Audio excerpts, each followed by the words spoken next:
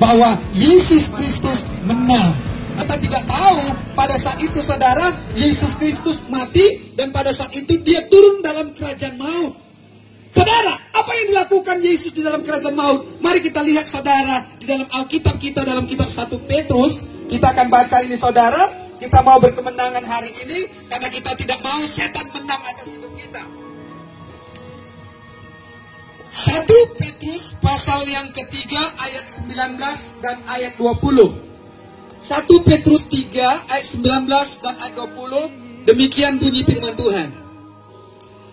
Dan di dalam roh itu juga ia pergi memberitakan Injil kepada roh-roh yang di dalam penjara, yaitu kepada roh-roh mereka yang dahulu pada waktu Nuh tidak taat kepada Allah, ketika Allah tetap menanti dengan sabar waktu Nuh sedang mempersiapkan bahteranya, di mana hanya sedikit, yaitu 8 orang yang diselamatkan oleh air bah itu. Amin. Saudara, Yesus ketika ia mati, dia punya kesempatan ke dalam kerajaan maut untuk memberitakan Injil. Haleluya. Saudara, sekali lagi saya katakan kepada kita, ketika dia mati, dia punya kesempatan turun ke kerajaan maut untuk memberitakan firman Tuhan di sana, untuk menyelamatkan, untuk membawa tawanan naik ke atas, meninggalkan kerajaan maut.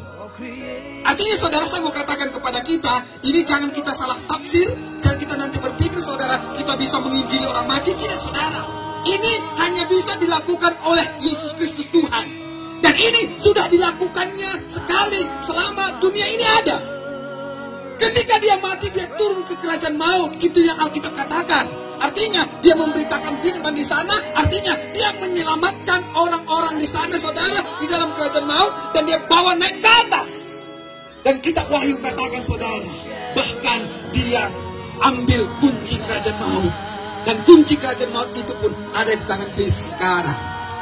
Jangan buat nanti kita saudara pergi ke kuburan, kita injil orang mati. Bukan itu saudara. Artinya Yesus sudah turun dalam kerajaan maut itu sekali. Cuma hanya Yesus Kristus yang bisa untuk membebaskan orang-orang mati itu. Jadi Bapak Ibu saudara kasih Yesus, pada saat itu saudara, iblis berkata dia menang karena Yesus sudah mati. Dia merencanakan persenggokolan dengan seorang yang bernama murid Yesus, Judas Iskariot pada saat itu. Dia tahu saudara, ketika Judas Iskariot mencium Yesus, dia tahu bahwa dengan ciuman itu dia menjual anak manusia kepada tangan-tangan orang yang berdosa. Saudara, kalau kita perhatikan peristiwa seorang Lazarus dengan orang kaya saudara, mari kita lihat Alkitab kita di dalam kitab Injil Lukas. Lukas pasal yang ke-16 ayat yang ke-19 mulai saudara. Mari kita bersama-sama lihat Alkitab kita. Lukas pasal yang ke-16 ayat 19 sampai ayatnya yang ke-31. Demikian bunyi firman Tuhan. Ada seorang kaya yang selalu berpakaian jubah ungu dan kain halus. Dan setiap hari ia bersukaria dalam kemewahan. Dan ada seorang pengemis bernama Lazarus, badannya penuh dengan borok, berbaring dekat pintu rumah orang kaya itu, dan ingin menghilangkan laparnya dengan apa yang jatuh dari meja orang kaya itu. Malahan anjing-anjing datang dan menjilat boroknya. Kemudian matilah orang miskin itu, lalu dibawa oleh malaikat-malaikat ke pangkuan Abraham. Orang kaya itu juga mati, lalu dikubur, dan sementara ia menderita sengsara di alam maut, ia memandang ke atas, dan dari jauh dilihatnya Abraham dan Lazarus duduk di pangkuannya. Lalu ia berseru katanya, "Bapa Abraham, kasihanilah aku, suruhlah Lazarus pergi." Ia mencelupkan ujung jarinya ke dalam air dan menyejukkan lidahku, sebab aku sangat kesakitan dalam nyala api ini. Tetapi Abraham berkata, "Anak, ingatlah bahwa engkau telah menerima segala yang baik sewaktu hidupmu, dan sedangkan Lazarus segala yang buruk. Sekarang ia mendapat hiburan dan engkau sangat menderita. Selain daripada itu di antara kami dan engkau membentang jurang yang tak terseberangi, supaya mereka yang mau pergi dari sini kepadamu ataupun mereka yang mau datang dari situ kepada kami tidak dapat menyeberang." Kata orang itu, Kalau demikian, aku minta kepadamu, Bapa, supaya engkau menyuruh dia ke rumah ayahku. Sebab masih ada 5 orang saudaraku, supaya ia memperingati mereka dengan sungguh-sungguh, agar mereka jangan masuk kelak ke dalam tempat penderitaan ini. Tetapi kata Abraham, ada pada mereka kesaksian Musa dan para nabi. Baiklah mereka mendengarkan kesaksian itu. Jawab orang itu, tidak Bapak Abraham. Tetapi jika ada seorang yang datang dari antara orang mati kepada mereka, mereka akan bertobat. Kata Abraham kepadanya, jika mereka tidak mendengarkan kesaksian Musa dan para nabi, mereka tidak juga akan mau diyakinkan sekalipun oleh seorang yang bangkit dari antara orang mati. Saudara, peristiwa ini adalah peristiwa seorang yang bernama Lazarus, pengemis, dan seorang orang kaya. Dan pada saat itu saudara, orang kaya ini dan Lazarus ini, Alkitab katakan mereka sama-sama mati. Lazarus mati, tetapi dia saudara, dia bersama dengan ada di pangkuan Bapak Abraham. Begitu juga dengan orang kaya, dia juga mati. Tetapi dia dihukum di api neraka, dia disiksa. Dan pada saat itu saudara, perumpamaan dalam Alkitab ini, orang kaya ini berkata kepada Abraham, Bapak Abraham, suruhlah Lazarus mencelupkan ujung jarinya ke air, supaya dia meneteskan ke lidahku, sebab aku haus. Saudara, pada saat itu setetes air sangat berharga. Namun demikian Bapak Ibu Saudara kasih Yesus, setetes air itu pun dia tidak mendapatkannya. Jadi hari ini saudara, permohonan orang kaya yang kedua, kalau begitu Bapak Abraham, suruh orang mati ini kembali ke rumahku, sebab ada orang ayahku dan keluargaku di sana, supaya mereka percaya. Bapak Abraham katakan, seandainya ada orang mati pun yang turun ke bumi, mereka tidak akan percaya, karena mereka juga tidak percaya karena ada di sana Taurat Musa. Bapak Ibu Saudara kekasih dalam nama Tuhan Yesus, Jumat Agung yang kemarin saya mau berkata kepada kita sekali lagi, ketika Yesus mati, iblis merasa dirinya dia sudah menang. Tetapi itu saudara, iblis sudah gagal total. Kenapa saya katakan demikian? Kematiannya, dia bisa masuk ke dalam alam maut saudara. Pada saat itu sekali lagi, dia bisa bercerita, dia bisa menceritakan firman Tuhan. Bahkan dia membawa orang-orang tawanan dari mana saudara? Dari alam maut itu ke atas. Artinya bersama-sama dengan dia. Dan kunci Wahyu katakan, kunci kerajaan maut itu pun ada di tangannya.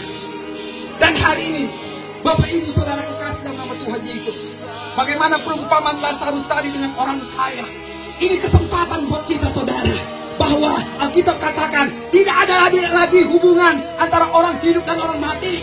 Artinya di masa-masa kita ini sekarang ini masih kita bisa berbuat. Selagi kita masih bisa bernapas, selagi kita masih punya kekuatan untuk ada sekarang ini sebagaimana kita ada. Kesempatan Bapak Ibu, kesempatan bagi kita untuk saudara mengakui segala kesalahan kita, mengakui segala keberdosaan kita, untuk kita bersama-sama introspeksi diri. Mungkin selama ini banyak persoalan kita, mungkin selama ini banyak masalah yang kita hadapi, banyak dosa yang kita lakukan, banyak pelanggaran yang kita kerjakan, kemalasan demi kemalasan. Hari ini, Bapak Ibu Saudara kekasih Tuhan Yesus, dimanapun saudara berada, saya rindu Paskah ini saudara, Yesus tidak ada lagi dikubur. Dia sudah bangkit. Dia sudah bangkit dan mengalahkan maut. Dan pada hari ini saudara, peristiwa 2000 tahun yang lalu ini akan kembali terjadi dalam hidup kita. Yesus yang mati, Yesus yang bangkit itu saudara, itu akan kembali membangkitkan semangat saudara, memberikan kekuatan, memberikan kesehatan, memberikan berkat-berkat yang besar buat saudara dan saya. Dan hari ini Bapak Ibu Saudara kasih Yesus, pendengar radio Arsenal FM yang melalui Zoom meeting ataupun Facebook hari ini, saya yakin dan percaya saudara, bahwa ibadah kita tidak dibatasi oleh ruang dan waktu. Dimanapun saudara berada saudara, bahwa Allah kita adalah Allah yang esa, Allah kita adalah Allah yang sempurna. Dia tahu apa yang ada di hidup saudara, dia tahu apa yang ada di dalam hati saudara, dia tahu apa yang menjadi pergumulan saudara. Bahkan saudara dengar baik, bahkan kedalaman hati kita sekalipun, sampai ke tulang sumsum kita sekalipun, Dia sangat mengerti. Dari ujung rambut kita sampai ujung kuku kita saudara, Dia sangat mengenal kita. Mungkin saudara tidak tahu apa yang menjadi persoalan saudara. Mungkin saudara tidak tahu apa yang menjadi masalah saudara. Tapi dengar, Yesus Kristus Allah kita yang sudah mati, dan pada hari ini bersama-sama kita peringati, dia bangkit mengalahkan maut. Dia bangkit daripada antara orang mati. Artinya kebebasan untuk saudara dan saya. Sangat maut, jurang maut sudah dikalahkan oleh darahnya yang telah tercurah 2000 tahun yang lalu. Bapak Ibu Saudara kekasih Tuhan Yesus, jemaat Tuhan yang Tuhan Yesus kasih hari ini, kesempatan bagi kita saudara. Mari saudara, walaupun bangsa-bangsa sekarang ini mengalami ketakutan dengan COVID-19, mungkin saudara tidak ada satu orang pun yang mungkin merasa hebat untuk menangani kasus ini. Mungkin saudara, orang semua ketakutan untuk mendengarkan yang namanya COVID-19. Kalau bisa saya katakan, stupid 19. Haleluya. Jadi Bapak Ibu Saudara kasih Yesus, ini kesempatan bagi kita. Kesempatan yang diberikan Tuhan buat bangsa ini. Kesempatan yang diberikan Tuhan untuk Indonesia, untuk Tanah Karo, untuk saudara dan saya, untuk bisa kembali introspeksi diri. Sejauh mana firman itu sudah kita lakukan? Sejauh mana kebenaran itu sudah kita lakukan dalam hidup kita? Sejauh mana firman itu sudah kita hidupi dalam kehidupan kita? Ini waktunya Bapak Ibu Saudara kekasih Tuhan Yesus, kita introspeksi diri kita kembali. Bagaimana dengan doa kita? Bagaimana dengan hubungan kita kepada Allah? Bagaimana dengan apa yang kita lakukan sehari-hari saudara? Sudahkah kita berkenan kepada Allah? Sudahkah kita menjadi berkat di tengah-tengah keluarga kita? Sudahkah kita sudah berkenan menjadi berkat di tengah-tengah desa, kota, tempat di mana kita berada? Mari Bapak Ibu, kita introspeksi diri kita masing-masing. Kebenaran firman ini untuk saudara dan saya. Dan ingat baik-baik, Yesus bangkit Paskah yang kita rayakan hari ini bersama-sama dengan jutaan umat yang ada di bangsa, yang ada di dunia ini saudara. Ini menandakan saudara bahwa kasih Yesus tidak pernah berubah untuk saudara dan saya. Cintanya saudara yang sudah dinyatakan 2000 tahun yang lalu, cintanya melalui Yohanes 3:16, karena begitu besar kasihnya akan dunia ini, dia memberikan anaknya yang tunggal itu. Supaya apa saudara? Bukan supaya bermegah-megahan, tidak. Bukan supaya dia dikenal, tidak. Tapi saudara, supaya saudara dan saya memperoleh hidup yang kekal. Supaya saudara dan saya hidup bukan mati. Supaya saudara dan saya punya sukacita, damai sejahtera, bukan sakit, bukan ketakutan. Supaya saudara dan saya memiliki yang namanya kasih, yang memiliki yang namanya cinta. Cinta kepada sesama kita. Saudara, dalam konteks yang sederhana, sebagai suami mari kita sayangi istri kita. Sebagai istri-istri mari kita hormati suami kita. Sebagai anak mari kita hormati orang tua kita. Begitu juga sebaliknya sebagai orang tua, mari kita cintai, mari kita kasih anak-anak kita. Itulah aplikasi bukti nyata bahwa hari ini kita merayakan Paskah. Dan Paskah itu saudara dengar baik, bukan hanya 1-2 jam di tempat ini kita beribadah, enggak. Paskah itu, kemenangan itu adalah selama-lamanya. Mulai hari ini kita mengerti firman Tuhan, maka mulai hari ini juga bahwa kebangkitannya itu, kuasa kebangkitannya itu akan membebaskan saudara dari perbudakan dosa. Amin. Itu sebabnya Bapak Ibu, yang menjadi kesimpulan, bersama-sama kembali introspeksi diri kita. Apa yang sudah kita perbuat dalam kehidupan kita? Apakah dosa? Ataukah pelanggaran saudara? Masih adakah kebencian dalam hidupmu? Masih adakah iri hati dalam hidupmu saudara?